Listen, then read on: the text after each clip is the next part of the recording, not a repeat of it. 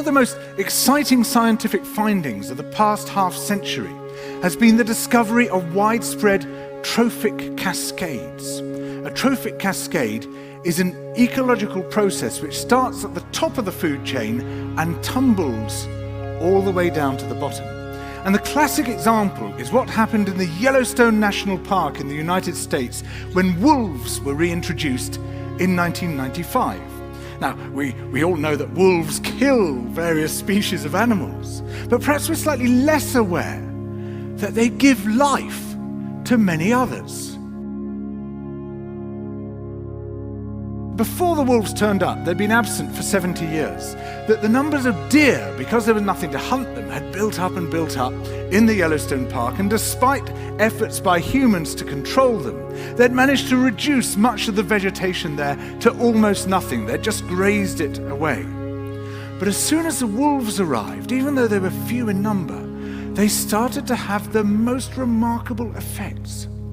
First, of course, they killed some of the deer, but that wasn't the major thing. Much more significantly, they radically changed the behavior of the deer. The deer started avoiding certain parts of the park, the places where they could be trapped most easily, particularly the valleys and the gorges. And immediately those places started to regenerate. In some areas, the height of the trees quintupled in just 6 years. Bare valley sides quickly became forests of aspen and willow and cottonwood. And as soon as that happened, the birds started moving in. The number of songbirds, of migratory birds, started to increase greatly. The number of beavers started to increase because beavers like to eat the trees. And beavers, like wolves, are ecosystem engineers. They create niches for other species. And the dams they built in the rivers provided habitats for otters and muskrats and ducks and fish and reptiles and amphibians. The wolves killed coyotes, and as a result of that, the number of rabbits and mice began to rise, which meant more hawks, more weasels, more foxes, more badgers. Ravens and bald eagles came down to feed on the carrion that the wolves had left. Bears fed on it too, and their population began to rise as well, partly also because there were more berries growing on the regenerating shrubs. And the bears reinforced the impact of the wolves by killing some of the calves of the deer. But here's where it gets really interesting.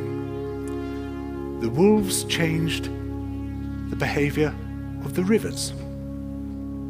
They began to meander less. There was less erosion. The channels narrowed, more pools formed, more riffle sections, all of which were great for wildlife habitats. The rivers changed in response to the wolves. And the reason was that the regenerating forests stabilized the banks so that they collapsed less often, so that the rivers became more fixed in their course.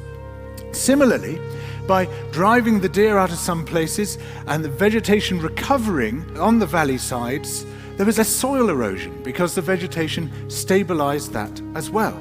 So the wolves, small in number, transformed not just the ecosystem of the Yellowstone National Park, this huge area of land, but also its physical geography.